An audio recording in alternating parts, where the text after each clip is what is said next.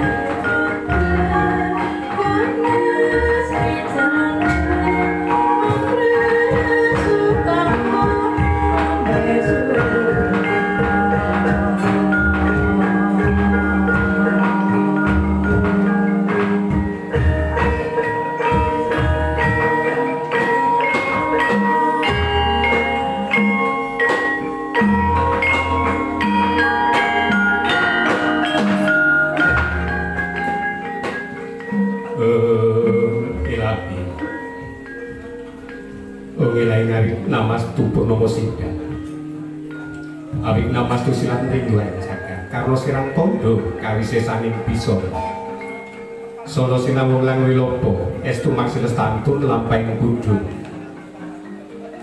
jinantur katulo telo-telo tulak mrilabding paradyo winosito ngopo ngoprameng neskoro karno diotu menging jaman purwo Wini sudo traingkang binomodo pinati tameng leloto mangyo tekap puasaning gupito panggugu sang muroeng koto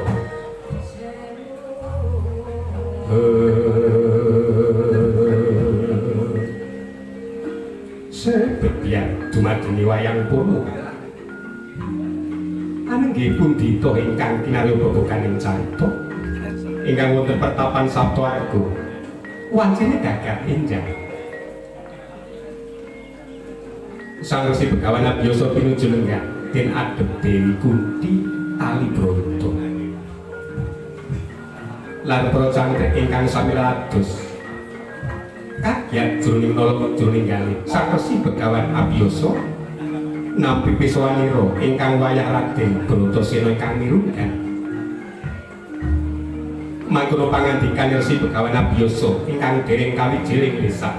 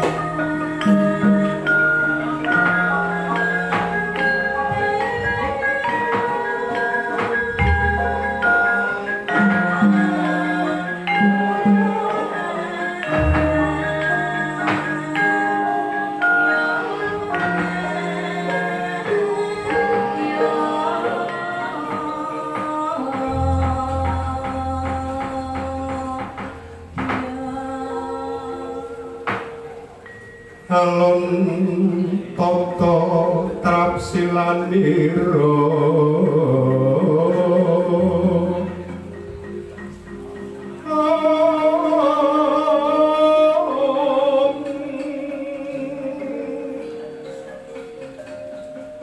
nguncupaken astanira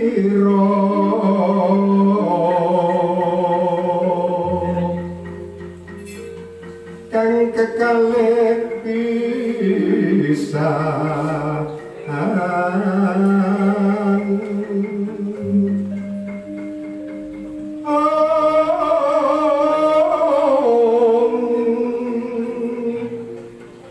matur kang mawa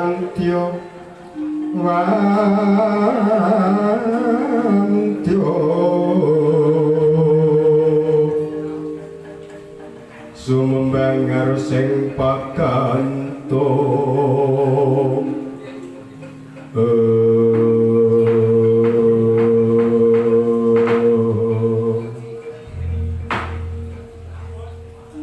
Ewang sukma mangadi luwih bunulanke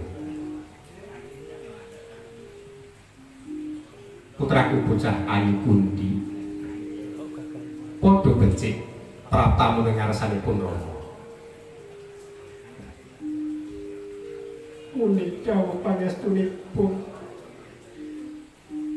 Rama Begawan suwanipun ingkang putra Kunti midodonir ing Sambika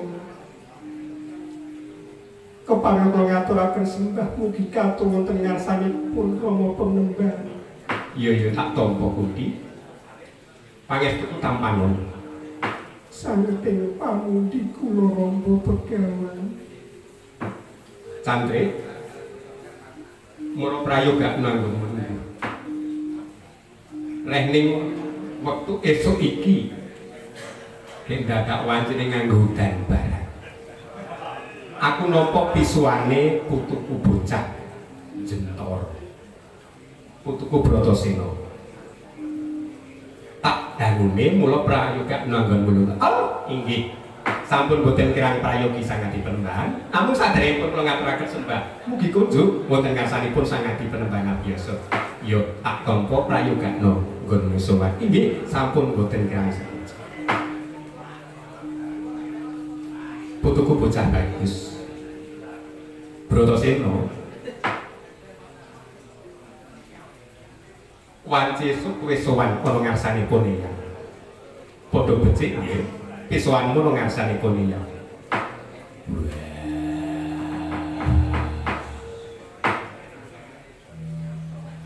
Oleh pangestune abiyasa kakekku. Sowanku ana langan sawiji opo. Bahasaku katur abiyasa kakekku. Iya Mir. Tak tampa pangestuku tampanon.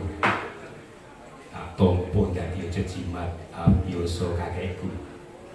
Muruk kakingir ana wigati apa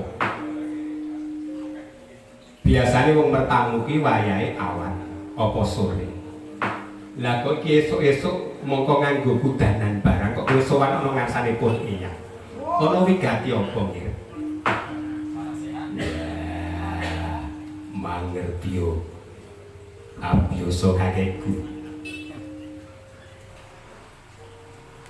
kepareng aku matur ana ngarsanipun Eyang Abiyasa mentas wae aku sowan ana negara Ngastina sowan ngarsane Destorastra bapakku kowe mentas wae sowan ana negara Ngastina pancen kepranyata lah mengku karep apa nggih Bratasena sepisan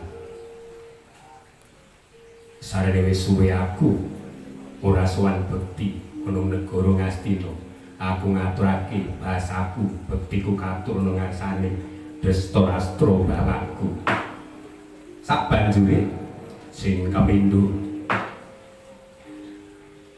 aku krungu kabar dikowo akul sinambi woro jarene Destorastra bapakku mentas wae minisuda Guruwati kakangku dadi Prabu Anom ana negara Ngastina. Sik. Anak Prabu Destorastra minisuda putuku Guruwati dadi Prabu Anom ana negara Ngastina. Anjing keboro bener lah. Sing dienggo landhesan ki apa sing? Sing dienggo dasar kok wakmu Destorastra minisuda kakangmu Guruwati dadi Prabu Anom. Mengkene abiyasa kakekku sepisan Destorastra bapakku wis entek sing dadi pengangen-angene lho wakmu mikirke apa ondran-ondran ana bali si golo-golo aku Aku sak kadang-kadangku cacah 5 klebu abu kunti. Wis dikabarake tumeka ing pati. Lho. Oh iya, pramuka. Merga rikala semana ana bali sigala-gala kobongan pancen bener. Mula saka itu kabeh Pandhawa klebu ibuku wis dikabarake tumeka pati. Mula entek pengangen-angeni Dastarastra bapakku. Oh mengkono. Lah sabanjure sing kapindho Dastarastra bapakku ngrumangsani dadi ratu. Ora sampurna panca ngriyani. Merga ngrumangsani duwe cacat netra. Mulane ora bakal mbacut-mbacutake dadi ratu ning Ngastina. Mula banjur minisuda kakangku Gurwati dadi Prabu Ana. Mengkono ya. Lah sabanjure kepiye wong nyatane? Kowe isih urip. Banjur kepiye? Penggali wakmu Dastarastra. Abiyasa kakekku. Mergo kabeh wis kelakon. Sak nyatane aku kabeh para kadangku Pandhawa isih urip.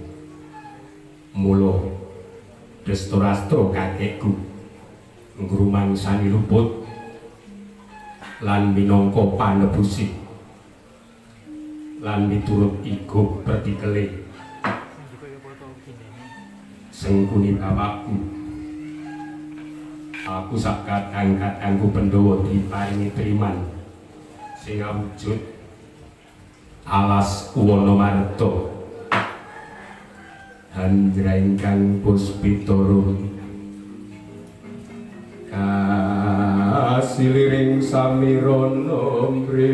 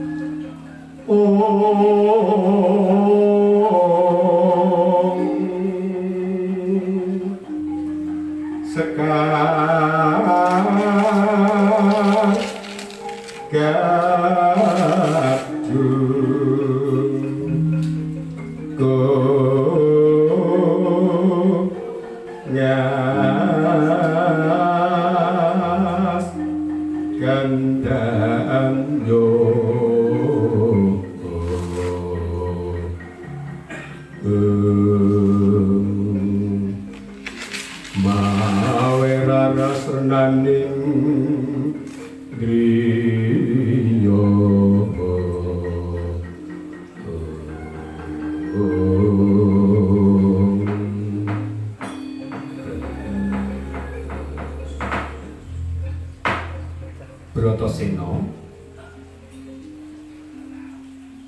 kowe kudu nrimo yo nggih.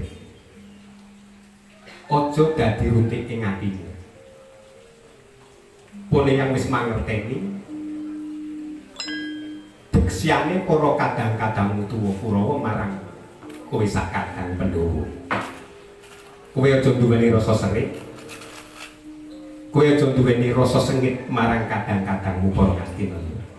Terima-terima wae. Rene kowe diparingi triman sing wujude alas Wanamarta. Muga-muga saka keparing Jawa alas mau minangka dadi sarana kamulyane para putu-putu Pandhawa. Abiyasa kakekku matur nuwun. Mula kang saka iku aku aki-aki nyuwun pamit. Abiyasa kakekku, aku bakal tumuju ana alas Wanamarta, bakal babat alas Wanamarta. Abiyasa kakekku Kunti semono gedene tekate putramu Bratasena. Pengestanana ya Kunti. Rama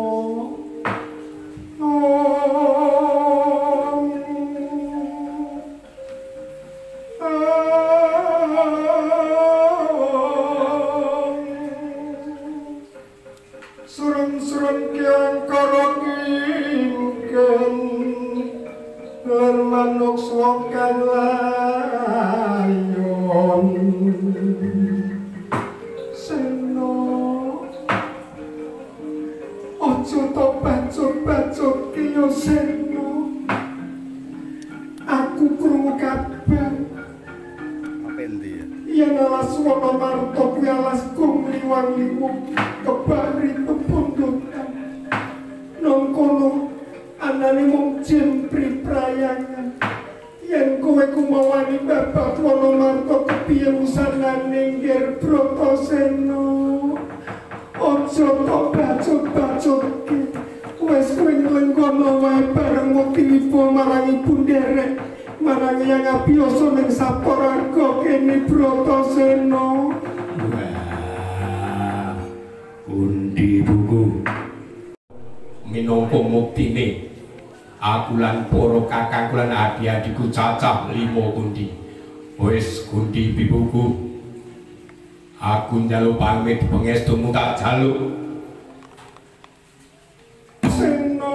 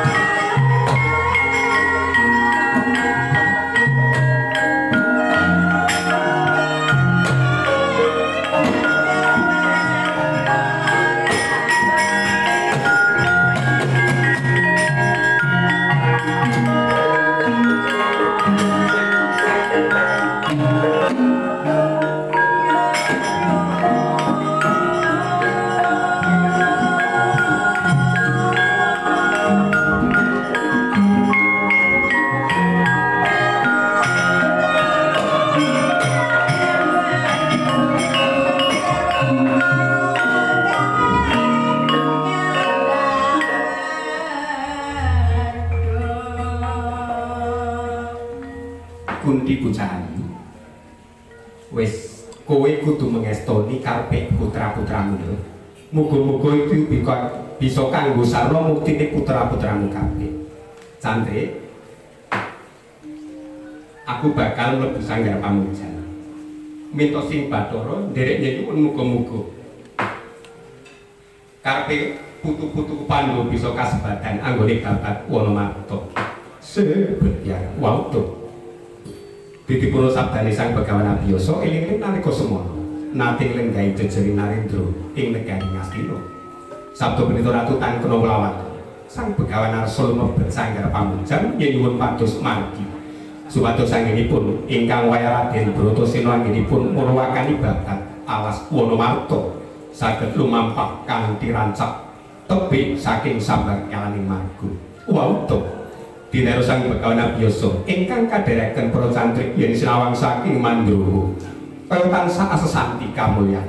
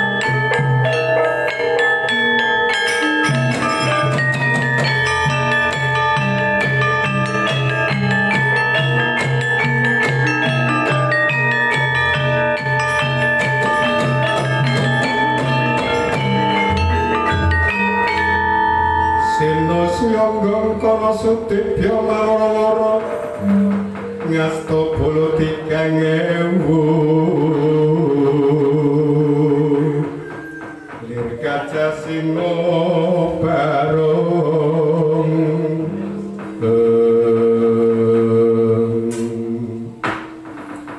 ngaglah gegancang Yayah Lintang Bima Sekti ana wektu tutuk ing naga lah menika tawanane nenggi atmajane Sang Prabu Pandhu Dewanata ingkang kasih Raden Bratasena nalika semana jumenenganti kaya Tugu Sinokarto Tugu wis ngarani papan Sinokarto renenggo-renggo lah menika to Sang Wijasena ya Sang Bratasena nalika semanten nampi dawuh timbalanipun ingkang wa ing Ngastina Sang Prabu Desarastra ingkang kena babat walawarta watak wantune Sang Bratasena nalika semanten ora duweni watak mundur saka keguntur mendhak saka pangrerepa sawuh nyebut asmane Gusti Kang Maha Agung Wasra Asih nalya amiwiti babat walawarta sigra cancuk Taliwondo Matekaji Bandung Bandawasa suku tengen balangake gesit kilat pindha radet saben suku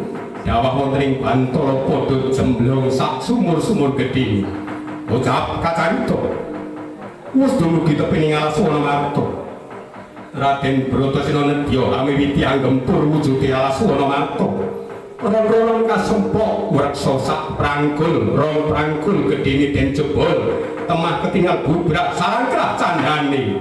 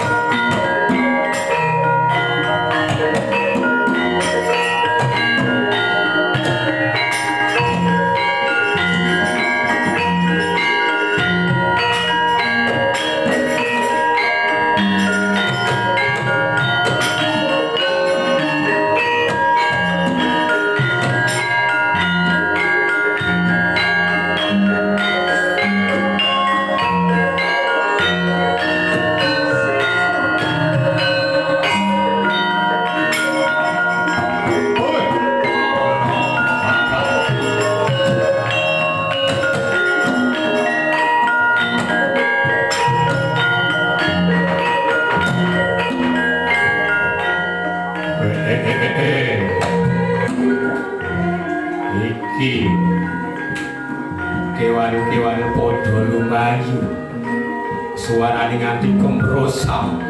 Kowe jebule ana janma menungso sing wani ngrusak wewangunan ing alas Wanamarta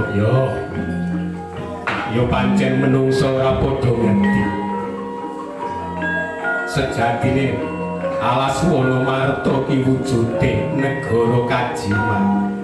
Ning ketoke ya mung ketok iku wujude alas gung liwang-liwung menungso kowe mandheka aja tok terus-terusake. Ayo tanding ngono ati sabu jagat.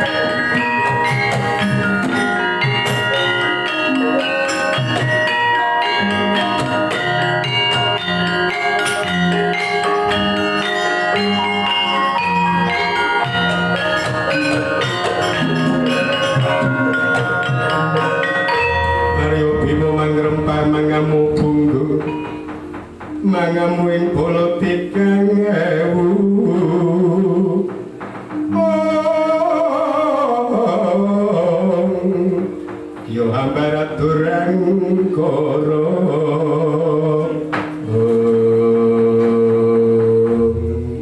wah iki bangsane opo tak sawang cat ketok cat ilang ayo ngaku kuwi bangsane opo menungso kowe iku mau wani ngrusak alas Wonomarto mangerti yo aku sing dipasrai njogo wewangunan ning alas Wonomarto mangerti yo aku jin sabu jagat mula yen kena tak endhake menungso sapa jenengmu kowe takon marang aku Bratasena saka pertapan Saptawarga ya Wijasena Bratasena yen kena tak ndake aja to bacut-bacutke anggonmu ngrusak wangunan alas Wonomarto kuwi negaraku janmu manungsa ora kena ngambah ana ngongkon kene mbuh ora idep oleh dasar opo kowe nguasani Wonomarto kuwi karepeku aku sing duwe arep tak kapak-kapak kowe aku sing kudu Murbawasesa kowe bangsane jin ora kena manggon ana alas Wonomarto nek gelem minggato yen ora gelem tak bupak kowe abjur kuandamu hoi babu wani karo aku sing tau dene apamu hoi kelakon tak gegulung moro kaki cobanen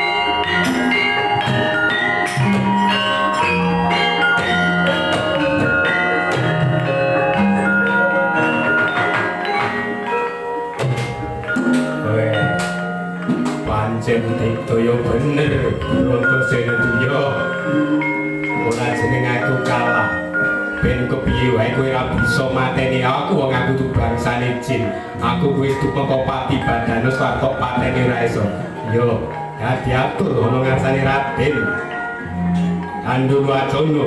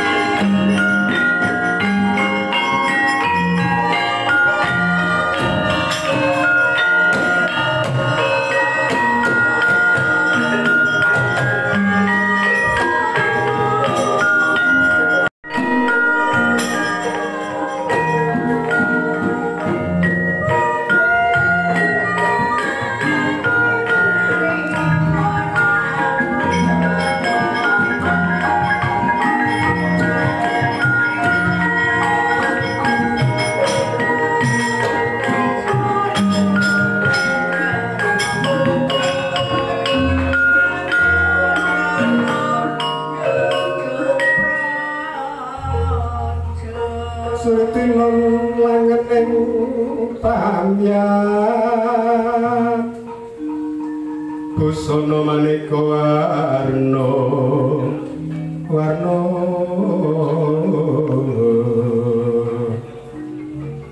renggang kencana retna bro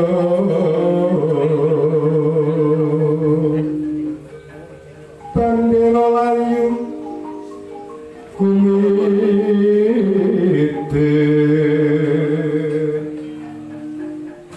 sindang pandresing maruta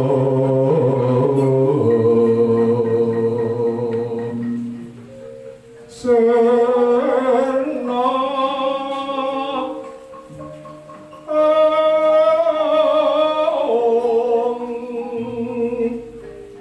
kumaraning wiyat mangyan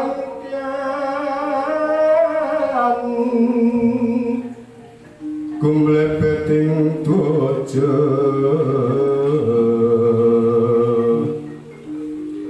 suprastha kayu pangkaprapal puspita andraing siti ron mawur katyuping angin ukira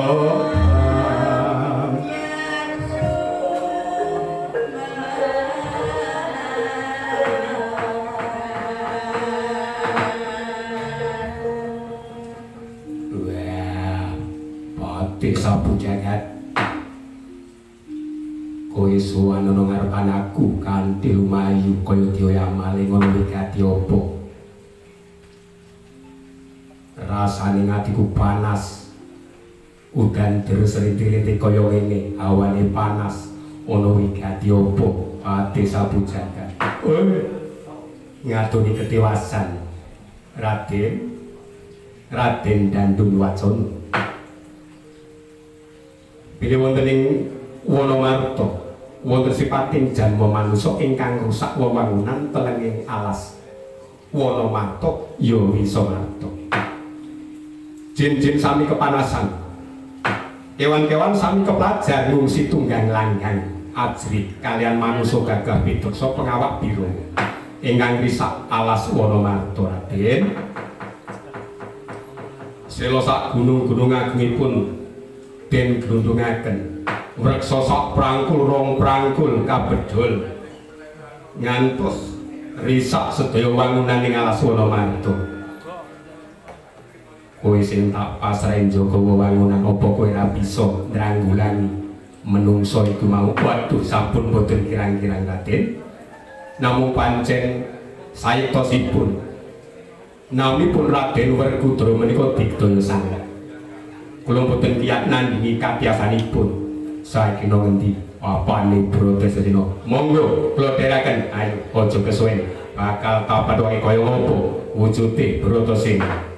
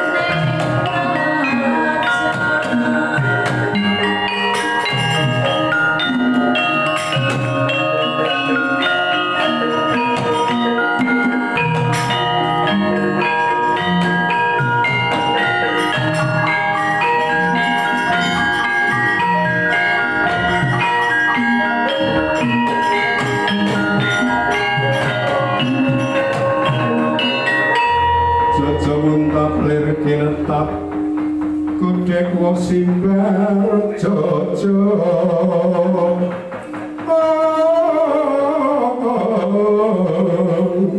Kadya gluduk yen ngandika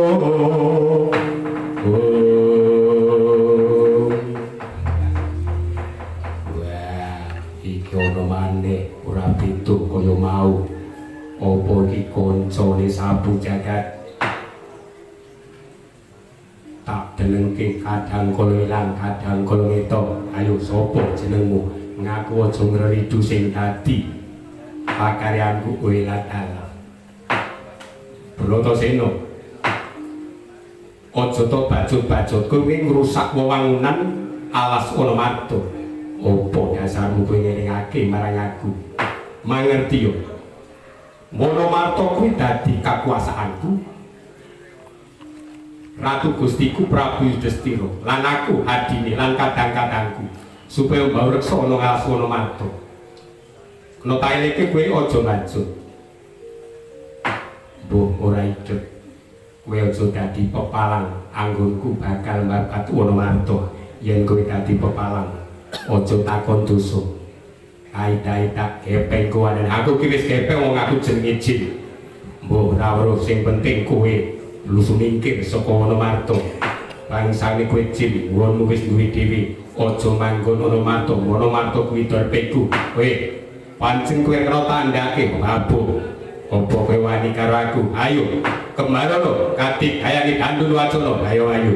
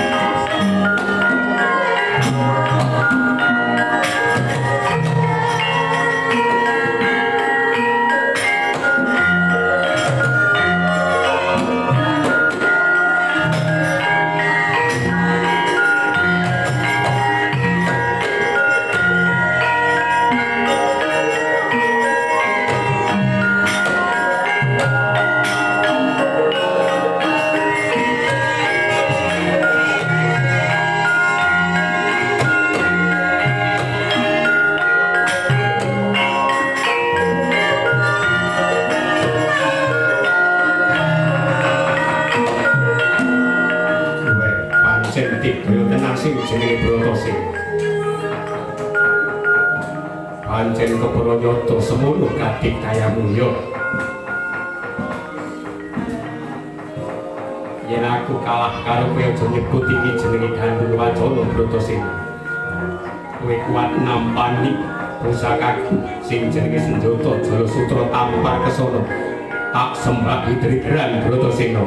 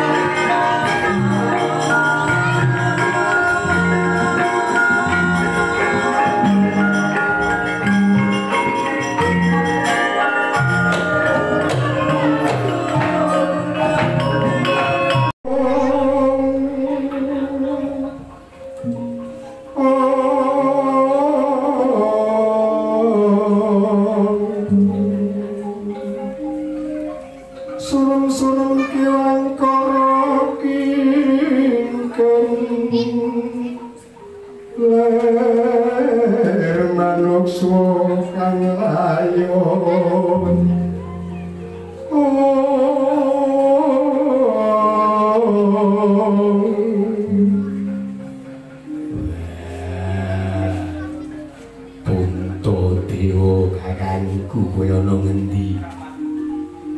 Permati kowe ana ngendi aku tulungono. Babu kundi buku anamu broto sena nglumbruk ranti dayana kene kena pusakane dandun wacana. Permati aku tulungono Permati. Mangkono Dian Bratasena dupi kenging Jala Sutra tampar kencana saking astana Jin Dandun Wacana saengga nglumpruk datan Paswana ngrumaos den gubek ranting aja angganira lan rumaos lumpuh kadya den lalasa bebayana nuwun sambatira Dian Bratasena ngantos sumundul ing angkasa ingkang mahanani o pangaribawa gara-gara Sukra mangkara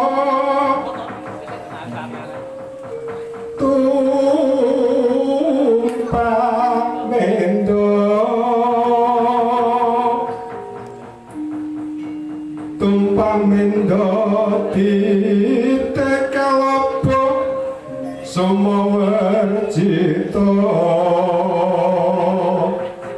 anggur rekata budaya maesara Pati mintuna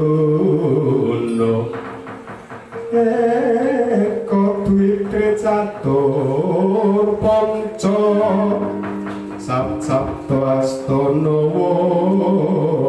dasa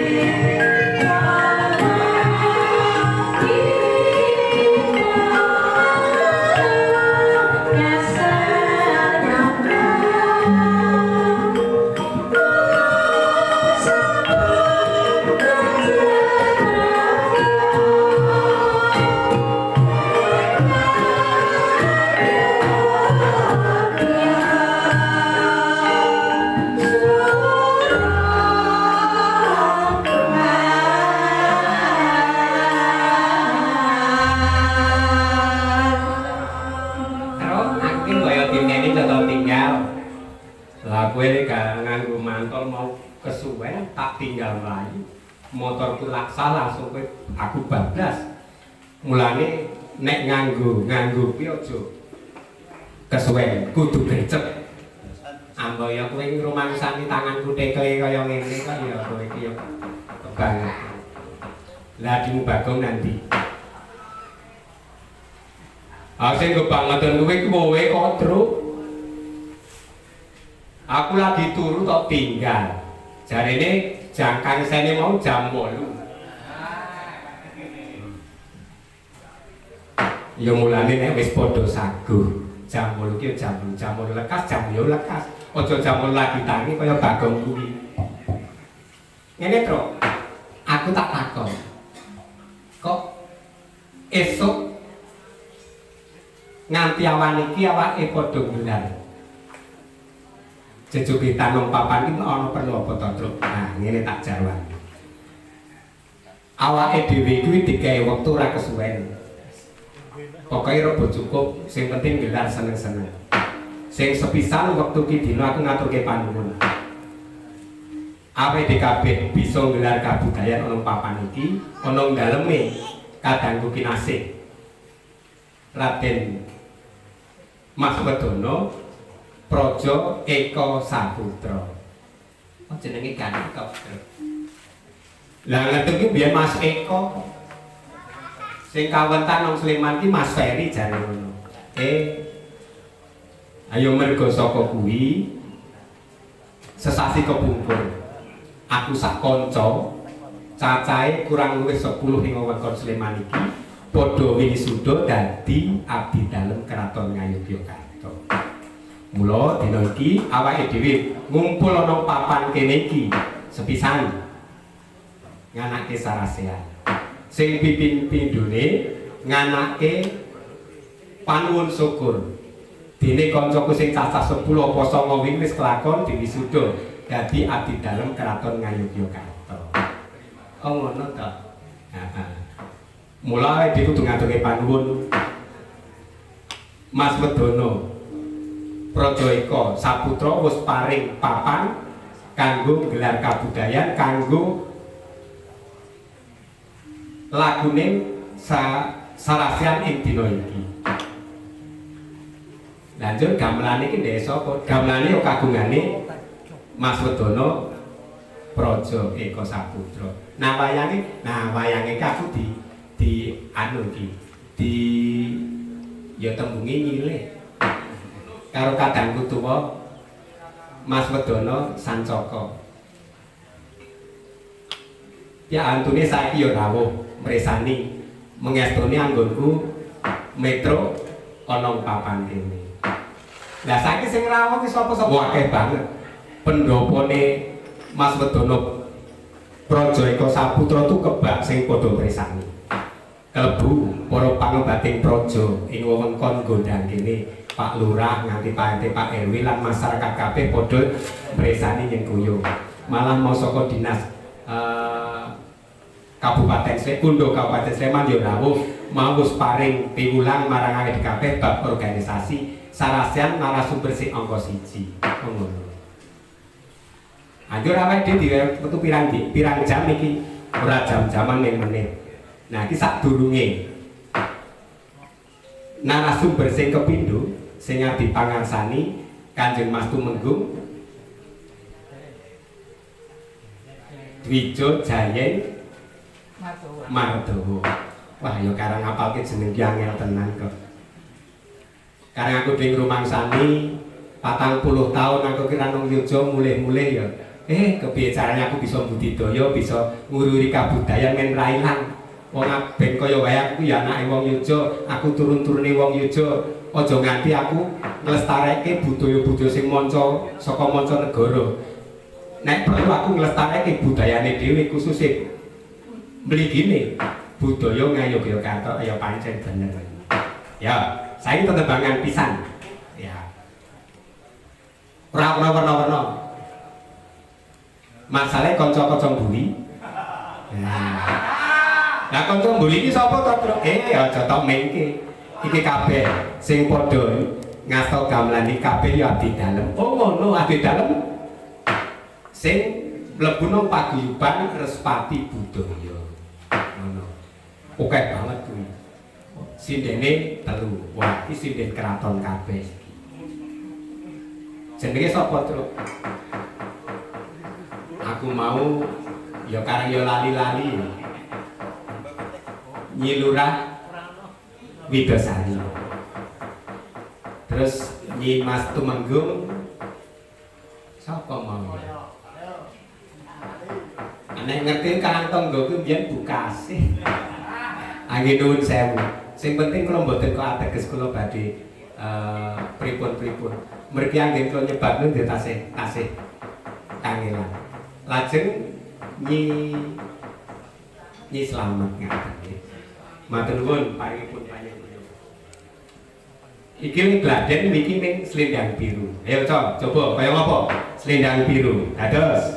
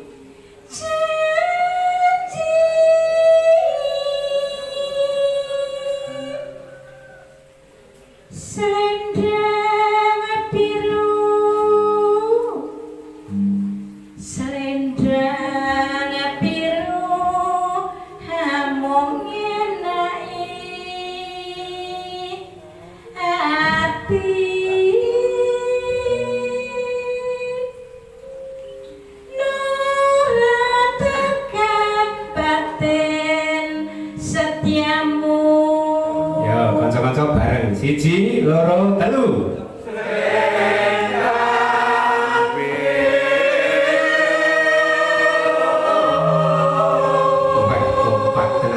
iki tanggapane piro, Jo? Kowe iki ngalah berkah yo. Kabeh ra ono sing dibayar. Mergo saking bombonge dadi abdi dalem nguriri kabudayan Jawa. Sing penting kanca-kanca iso ngumpul bareng, seneng-seneng bareng bebarengan ning aja sak senenge dhewe. Seneng-seneng bebarengan, ora sak senenge dhewe. Oh beda ta, Tru? Ayo beda. Mangga suwuk grupak. Tatapono jatimu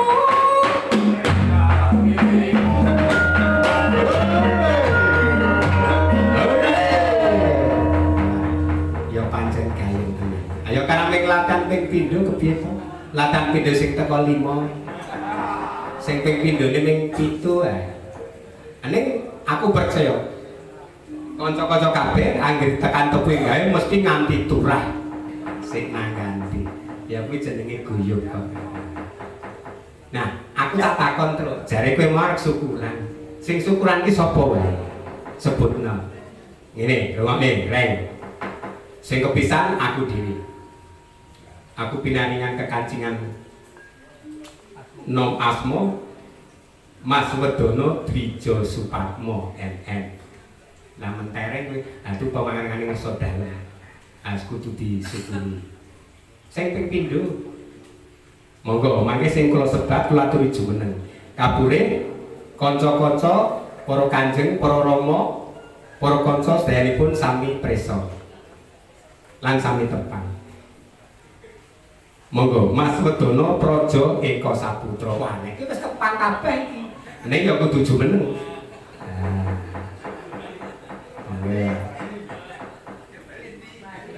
Saterusé sing angka 3 Mas Wedono Albertus Dwijo Siswa Utama. Nah. Pundi ya. Nah, monggo kula aturi majeng wonten wingking gangsa mriki. Mangke wonten syukuran sareng-sareng menika, Jo. Ingkang angka 5 Mas Bekel Yuda Widianto. Nah, wonten tiyayine. Wonten. Pundi? Nah, angka gangsal Mas Wedono Wirayuda. Ingkang angka 6 Nyi Mas Wedono Wasito Siwi. Namung nyuwun pangapunten para kanca para kanjeng. Mas Wedono Nyi Mas Wedono Wasito ini menika izin. Nuwun sewu kasih kesawatawis nggih. Iki aja kesuwen lho, Truk. Ora, pokoke jam 12 rampung kok. Sing kepitu Mas Wedono Dwijo Adi Purnomo. Monggo latri majeng. Salajengipun Mas Bekel Dirjo Harto Santoso. Salajengipun Mas Bekel Yudo Diharjo. Monggo. Niki wonten ngajeng kula menika wonten kupat luar. Monggo kula aturi mendhet minangka sarana anggen kita sedaya sami caos syukur wonten ngarsanipun Gusti Kang Maha Welasa Asih. Dinten menika kita sesarengan ngaturaken puji syukur wonten ngarsanipun Gusti. Mugi-mugi anggen kita dados abdi dalem wonten ing Kraton Ngayogyakarta saged nderek nguri-uri kabudayan Jawi. Anggenipun badhe lelados wonten ing Kraton Ngayogyakarta pinaringan rahayu wilujeng saklaminipun. Monggo Mas Wedono Pur menika wonten kupat kula aturi mundhut.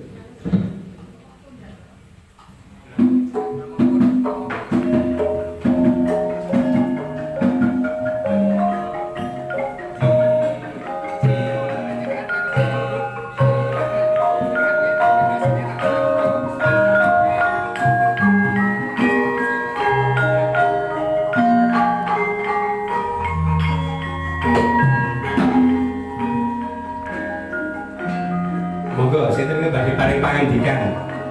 Pun atur piyambak kanca-kanca.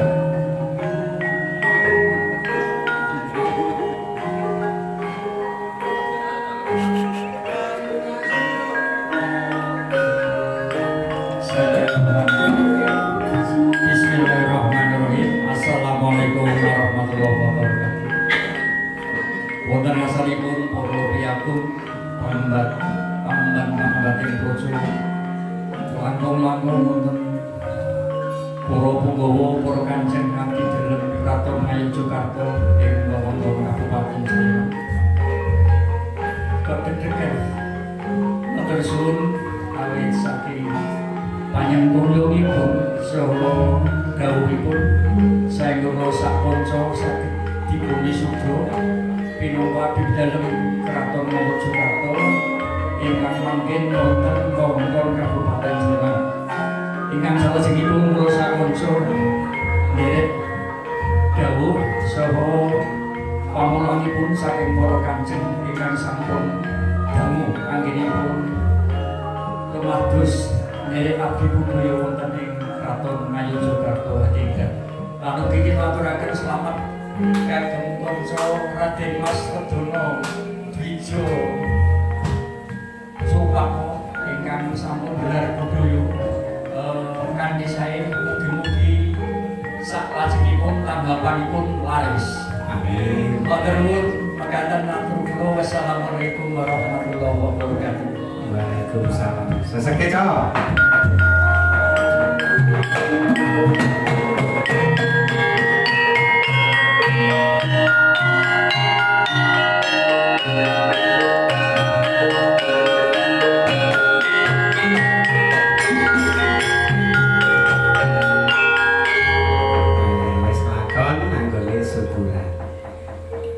Kang Gareng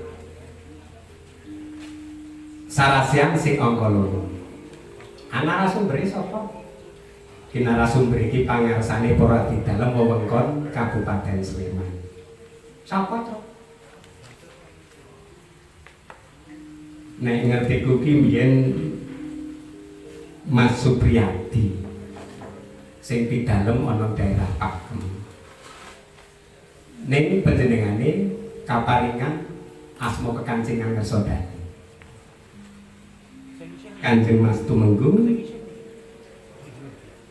Dwijo Jayeng Mardowo. Monggo wekdal saha papan kula aturaken sesi sarasean ingkang kaping 2.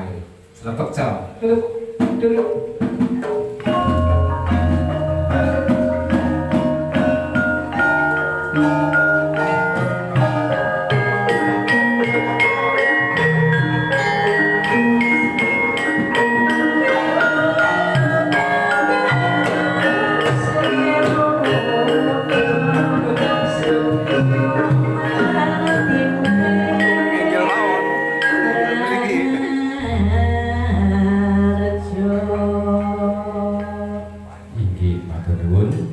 Assalamualaikum warahmatullahi wabarakatuh.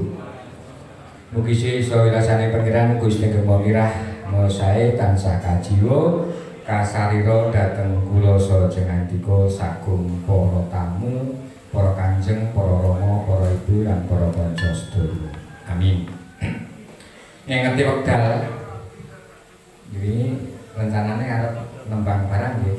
Niki wekdalipun rada ngangsek mila sawetawis binjang nggih Pak nggih. Nggih.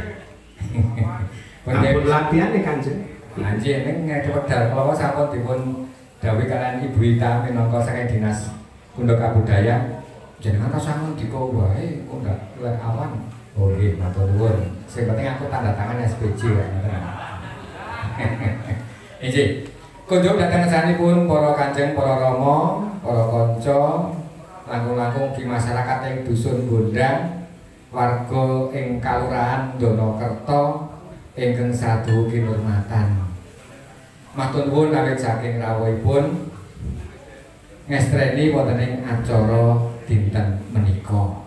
Tumrap kula warga Gondang menika wis kaya keluargane dhewe. Kula rumiyin dadi warga Gondang 6 tahun, 5 tahun nggih. Nggih. Nggih, matur nuwun Pak Dalang. Sepisan ingkang kula aturaken kula amakili para kanca paguyuban abdi dalem Kraton Ngayogyakarta Adiningrat wonten Kabupaten Sleman ngaturaken nderek mangali bagya awit sampun kawisuda minangka abdi dalem Kraton Ngayogyakarta Adiningrat cacah wonten sedasa samale derek ayu bagya mugia menika ing samangke dados piguna tumrap pangrebakaning budaya lan ugi migunani tumrap panjenengan diri pribadi. Monggo sareng-sareng sami sinau. Abdi dalem menika boten namung abdining budaya. Miturut ingkang kula tampi saking parentah ageng, abdi dalem kejawi minangka abdining budaya ugi minangka aparatur utawi minangka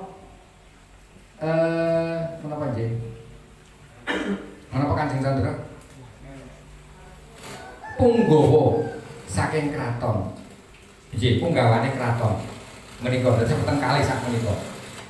Menawi cak-cakanipun minangka abdining budaya nggih kados menika dhewe gelar budaya, ngrembakake budaya, lajeng mangke sae wonten ing masyarakat menapa dene wonten ing sak sampun wonten napa piyambak. Dene minangka punggawaning praja, punggawaning kraton menika pun piyambak nindakaken dawuh-dawuh dalem saking kraton kanthi pawadan ora minggu tetep nggadahi sekawan jeban utawi sesanggeman kudu duwe rasa nyawiji greget sembuh ora minggu. Wonten ing siang menika alipun piyambak minangka abdining budaya gelar budaya lan saresian. Bila katuraken dhateng gunging panuwun dhateng para rawuh sumrambah dhateng para warga respati budaya ingkang saestu sampun kersa gelar budaya ringgit wacuca senajan namung ringkes. Wonten ing siang menika sampun kersa rawuh kejawi masyarakat ing dusun Gondang ugi panjenengan Pak Lurah saking Kelurahan Donokerto, warga masyarakat sekitar ing mriki ugi kepareng rawuh saking kraton menika sampun dipun wakili Kanjeng Candra Adi Prayitnya, Kanjeng Candra Sastra Pranata lan ugi Kanjeng Candra Jaya Nuryanto. Lan ugi sampun kersa kala wau mantan DPR Bapak Aris Suranto ugi kersa rawuh. Menaestu dadosaken bombong bingahing manah. Katosipun kaweca kala wau dados wonten tigang bab ing dinten menika kejawi tasakuran para kanca ingkang minangka dalem ugi saresian budaya lan gelar budaya kanca-kanca saking respati budaya. Budi buat itu sih tahu nih enggak? Oh iya. Dados pelaporan berita saderengipun kula mlebet wonten ing materi. Materi mangke kepepete wektu entek diasta kuntur apa pun paos pun cetha. Ngaten nggih? Nggih. Ingkang kula aturaken sepisan. Abdi dalem Keraton Jogaton sampun madhep 50 tahun, dados sampun iki taun 1993. Nggih, sampun gadah anggaran dasar, anggaran rumah tangga, pengurusanipun nggih cetha ngantos duwis wekdal menika. Ingkang resmekaken saben pergantian pengurus menika Ibu Bupati. Pinaringan kekancingan ugi saking keraton. Dados menika paguyuban ingkang sampun kina-makina lajeng ugi sampun pun wastani napa nggih resmi. Semanten dumugi wekdal menika dereng pikantuk pinaringan NIK. Menika jalan saking dinas ngendikaken iki paguyuban saka kraton nek ngene NIK ora anu. Lha sawetawis dereng pun keparengaken. Semanten menawi dinas kebudayaan mangke ndhawuhi siaga ing gati sedaya sampun samempa anggaran dasar kangge rumah tangga kepengurusan komplit sae wonten ing tingkat kabupaten menapa dene wonten ing kapanewon menika. Nah, semanten menawi menika boten dipun kaparengaken paguyuban nggadahi wacana nek NIK ora diparengke badai wacana badhe ngedekaken paguyuban tingkatipun kabupaten ingkang pun wastani samangke menika paguyuban Pametri Budaya Mataram. Ingkang anggotanipun nggih para kanca-kanca saking abdi dalem. Menika nembe wacana. Ing nek dipun parengaken alhamdulillah mangke badhe sumadyo. Ngoten nggih Bu Ati nggih. Nggih. Salajengipun Para kanca abdi dalem Kabupaten Sleman menika kridanipun kathah sanget. Kalau mengenai bidang-bidang apa saja dikembangkan. Salah setunggalipun nggih menika kabudayan kerawitan ingkang wastani Respati Budaya ingkang mangke wonten ing pedalangan ingkang papanipun wonten ing Ketingan kendhalipun Mas Harjono pedalangan para putra lan ugi beksan. Ugi wonten mocokatan ingkang disebut dening Rama Panggi. Lan sanes-sanesipun kepara wonten paguyuban seni ketoprak ingkang rikala semanten sampun pentas wonten ing Rumah Dinas Bupati.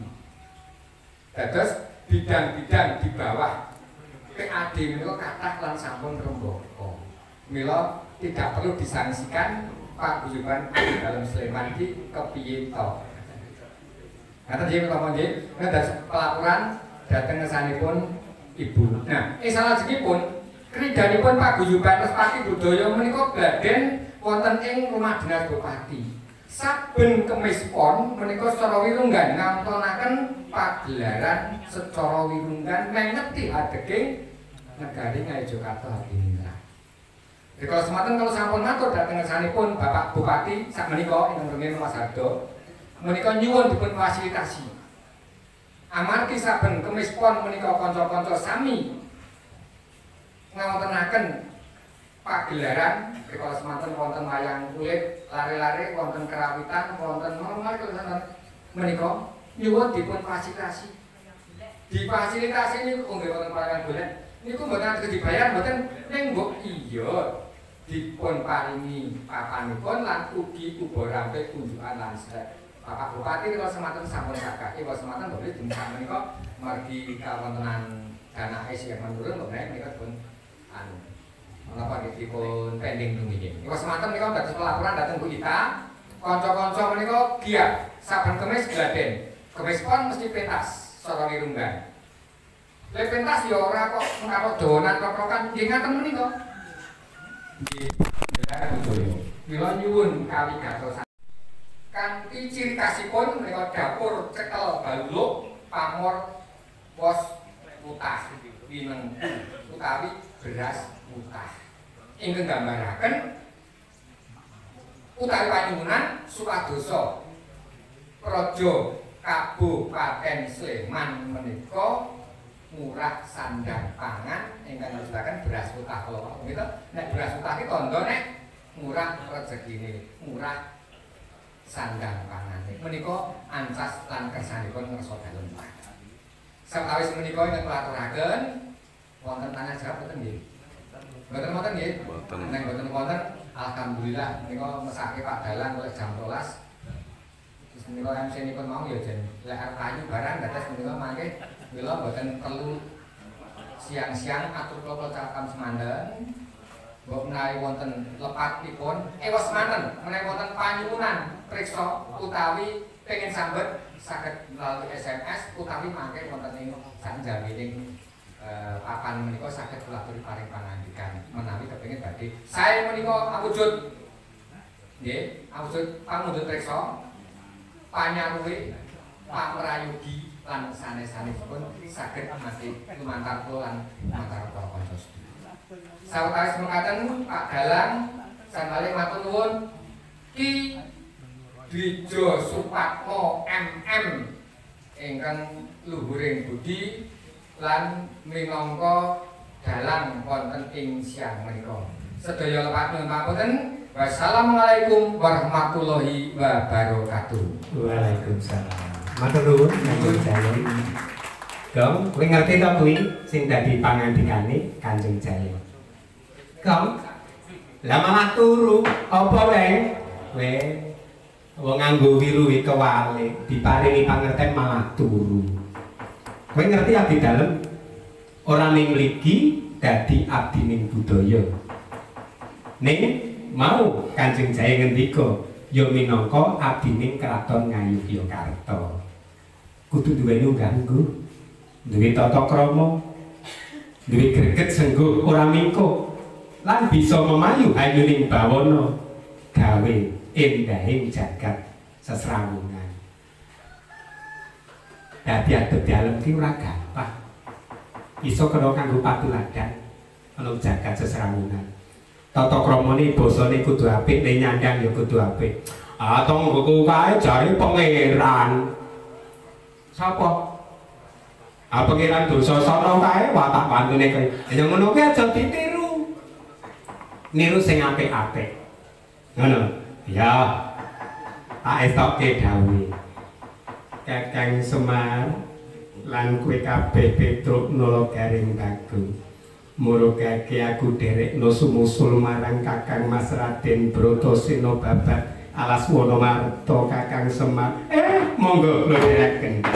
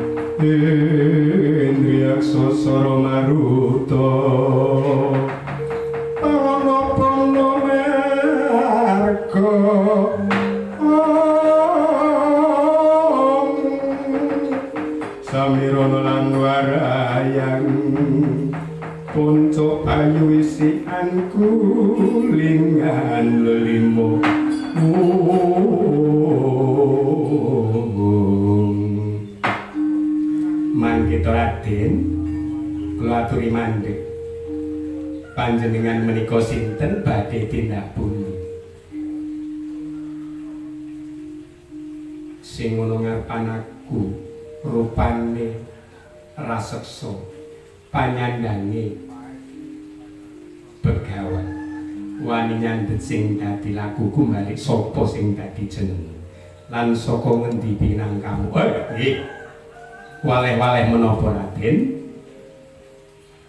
Kula menika nami Begawan Wilawuk saking Pertapan Cintokoburo. Lajeng panjenengan menika sinten Raden? Mangertya Begawan Wilawuk. Aku sing jenenge Raden Permadi, satriya panengah Pandhawa. Aduh, panjenengan ingkang kula padosi Raden.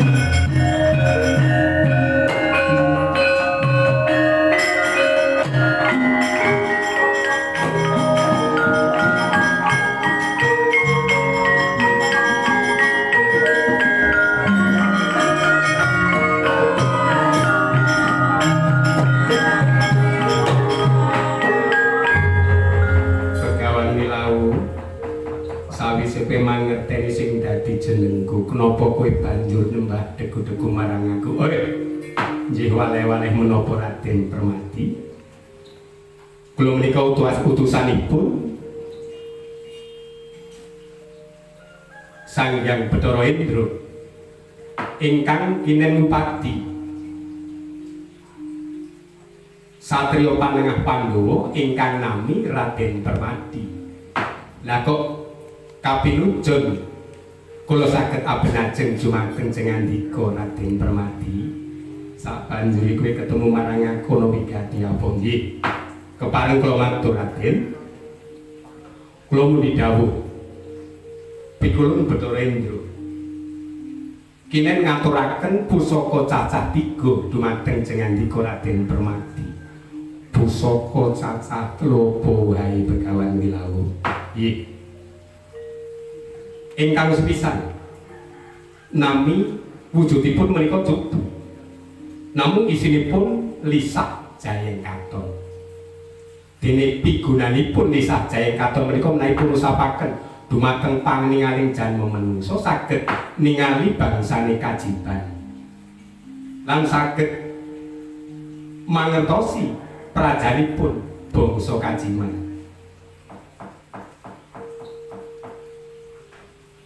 Wujudipun menika Raden. Dene ingkang kalih, ingkang kalih nami pusaka Oyod Bayura. Dene Oyod Bayura menika menawi kasambetaken mungsuh saged lumpuh otot bebayanipun. Menika wujudipun Raden. Lajeng ingkang angka 3 ingkang winastan pusaka Watutipura. Pusaka Watutipura menika menawi dipun sawataken wujudipun segara saged asat, gunung saged jugruk, lebur tanpa tapo dadi. Pramila Raden, monggo pusaka cacah 3 menika kula aturaken dumateng Raden Permadi, mugi saged caos pambiyantu anggenipun para sadya-sadya Pandhawa babat Wanamarta yen kono mangkono sing dadi kakarepanmu Begawan Wilawu. Aku ngaturake gunging panuwun muga-muga bisa bantu anggone para Pandhawa babat Wanamarta. Mula kang saka tinggal paringana lan ayu agi-agi sumusul Kakang Mas Bratasena alas Wanamarta. Monggo Raden kula dherekaken.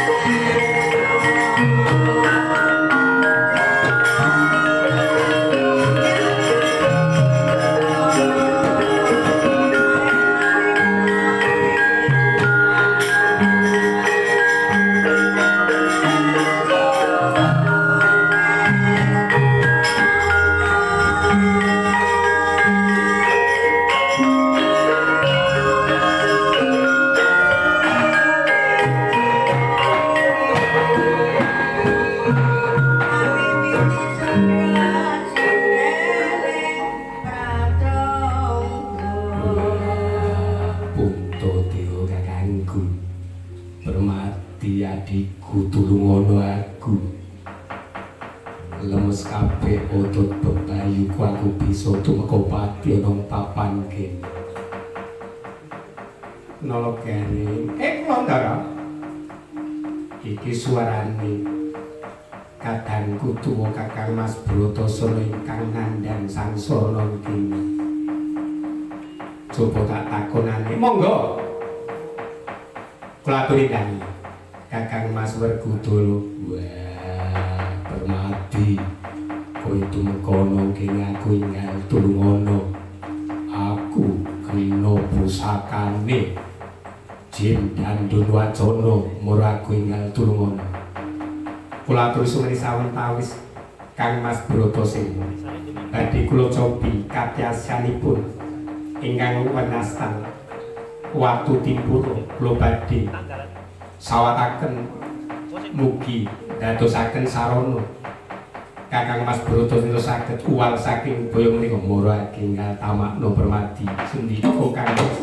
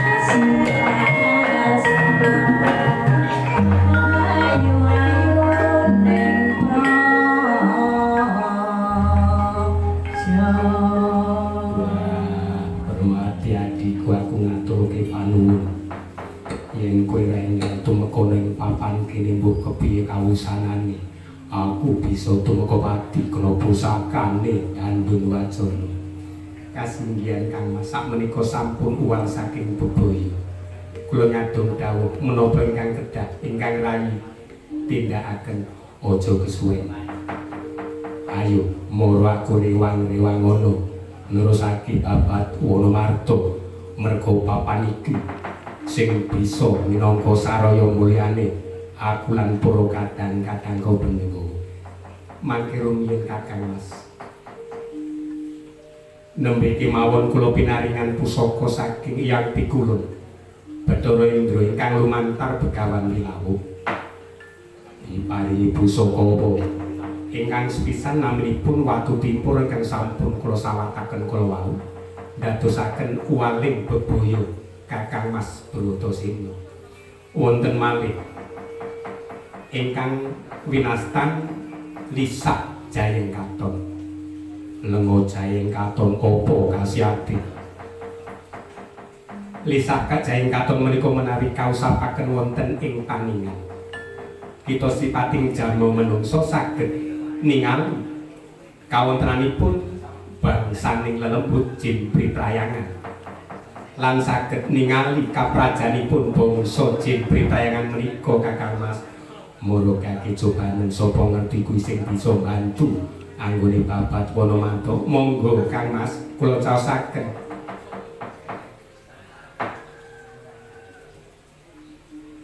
Ndara bakal diparingi mengko dhisik ra garing ben bendaramu Bratasena sing diusapi Lengo Jayeng Katon iki. Sumangga Kang Mas.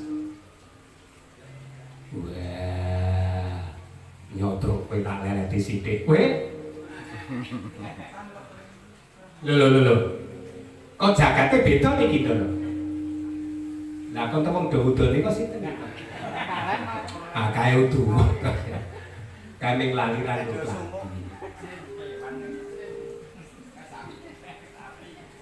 Yo.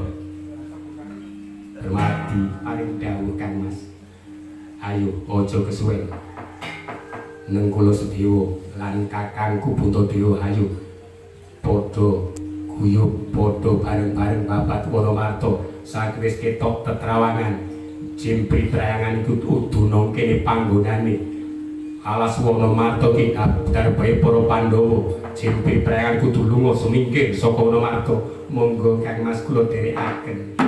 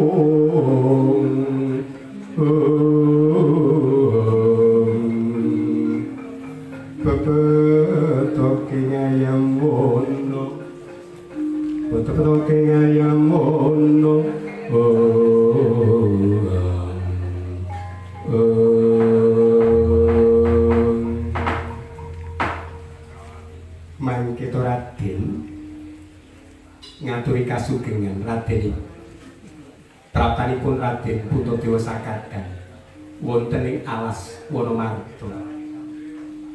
Mangke rumiyin kisana kok panjenengan sampun prisa dhateng nami kula Sakadang. Sampun to namung panjenengan Raden Puntadewa. Tiyang sepuh panjenengan, eyang-eyang panjenengan kula mangertos. Lah panjenengan menika sinten nggih? Waleh-waleh menapa Raden Puntadewa? Kula menika nami Prabu Yudhistira. Sakwingking kula rai kula Danandoyo. Dandun Wacana. Lan Yai Tripala kaliyan Domo Gandhi. Kula menika ratuning Jin Priprayangan ingkang mapan wonten ing alas Wonomarto. Panji saktosipun menawi kasat moto alas Wonomarto menika wujudipun alas gung liwang-liwu. Namung Raden ndadosna kawuningan bilih Wonomarto menika sesatosipun negari ingkang gemah ripak loh jinawi Kertotata Turaharja ingkang winastan negari Ngamarta inggih negari Indraprastha. Mekaten Prabu Yudhistira inggih Raden Puntadewa. Samenika sampun dados titi wancinipun negari Kajiman utawi negari Gokip. Badhe winalih dados negari ingkang kasunyatan. Pramila kula Sakadang sampun ngrumaosi lan lenggana kula badhe nyawiji badhe nitis dumateng Paduka Raden Puntadewa Sakadang. Amargi panjenengan ingkang guwung gangsal menika satriya kinasing dewa, satriya ingkang labut-labet utama lan Paduka Raden Puntadewa nggadahi rah ingkang petah. Pramila Raden kula aturi nampi panitisan kula lan mangke praja Ngamarta badhe kula pasrahaken dumateng panjenengan Sakadang. Perlu kawuning ngono Raden, bilih ing tengah-tengahing Wonomarto menika wujudipun negari Indraprastha. Lan ingkang iring kilèn menika kasatriyan Jodipati, ingkang iring wetan menika Satriya Madukara. Kasatriyan Madukara ingkang sisih lèr kasatriyan Sawujajar ingkang kidul Bangiratawu. Menika sedaya badhe kula aturaken dumateng jenenganipun Raden Puntadewa Sakadang. Menawi pancen kersanipun Prabu Yudhistira kados mekaten kula namung dene. Monggo kula aturi ngampet napas sakwentawis kula badhe manjing dados tunggal wonten raga jengandika Raden. Thank you.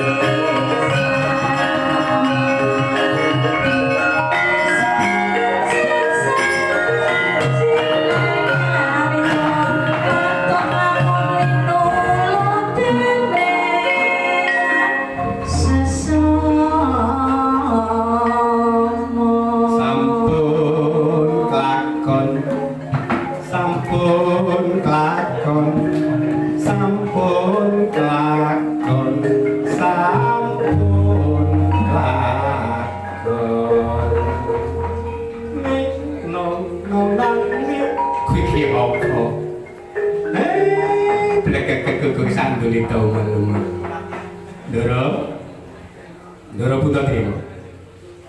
Sampun kasembadan anggenipun para ndara-ndara kula Pandhawa babat Wanamarta. Lan sampun kaparingan nugraha wujudipun kraton Indraprasta. Nggih ingkang pinastan negari Ngamarta. Monggo. Ndara sami kembul bujana Ndramina. Samya sesanti jaya widayanti lebur dening pangastuti.